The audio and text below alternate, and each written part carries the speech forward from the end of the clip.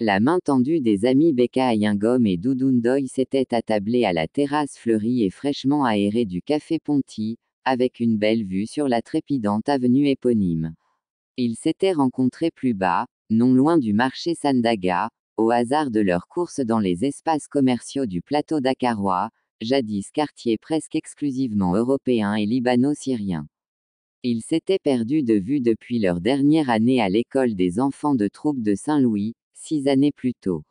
Après le baccalauréat, Doudou avait été faire prépa et poursuivre ses études militaires à Saint-Cyr-Coëtquidan, dans le Morbihan, au nord-ouest de la France. Bécaye avait suivi une voie similaire, il avait intégré l'Académie militaire de West Point, la tout aussi prestigieuse école américaine de formation d'officiers, au nord de New York. Ils en étaient revenus, 2 et 3 mois plus tôt, avec les connaissances militaires et les diplômes convoités.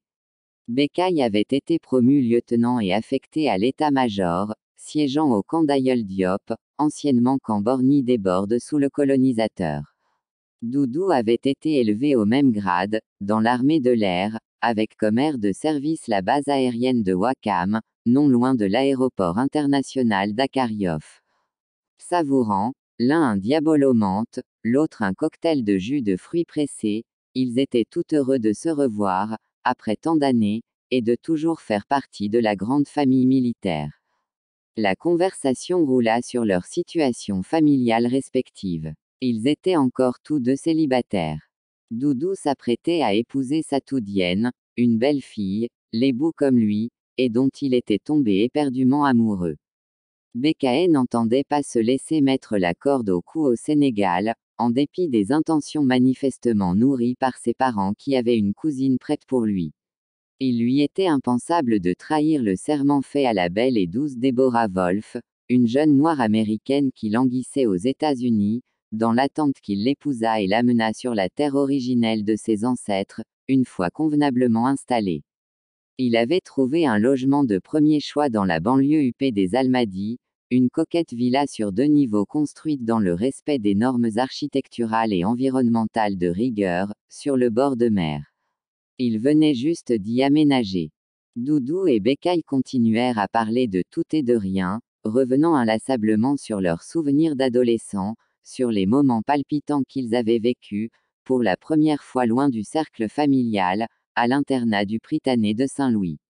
Leur revinrent en mémoire les péripéties de la fameuse grève de mai 1968, leur tergiversation devant les injonctions autoritaires de reprendre les cours, leur décision d'obtempérer pour sauver leur scolarité. Un ange passa. Les 2 amis restèrent silencieux un long moment.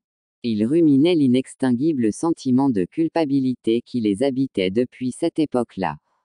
Ils avaient réussi leurs études et avaient le pied à l'étrier pour se construire une belle carrière militaire. Mais ils n'avaient jamais eu la conscience tranquille, pour avoir fait partie des élèves qui avaient trahi Mademba Diop et les autres meneurs de la grève. Pour échapper à la redoutable sanction de renvoi dont l'autorité menaçait les aînés, tous les élèves des classes de première et de terminale, ils s'étaient désolidarisés des meneurs qui avaient toute leur confiance. Sans état d'âme, ils les avaient dénoncés, chargés et conduits à la révocation définitive. Qu'est-ce qu'il a bien pu devenir, l'ami Mademba? S'interrogea Bécaye. Doudou avait, quelques jours après son retour à Dakar, mené sa petite enquête. Par le canal de militaires en relation confidentielle avec la police des mœurs, il savait à peu près tout sur la situation de Mademba.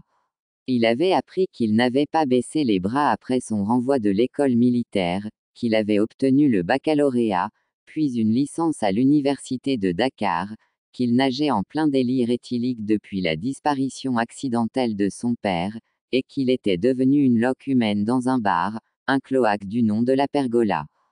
Il faut le retrouver, le sortir de là. Il ne mérite pas un tel sort. Nous avons été et restons ses amis. Nous avons le devoir et l'obligation de l'aider, de le ramener à la vraie vie. S'époumonna Bécaye, faisant se retourner tous les regards sur leur petit comité. Les 2 lieutenants se fixèrent un proche rendez-vous, le vendredi suivant, en fin de journée, pour cette fraternelle opération de sauvetage et de repentir.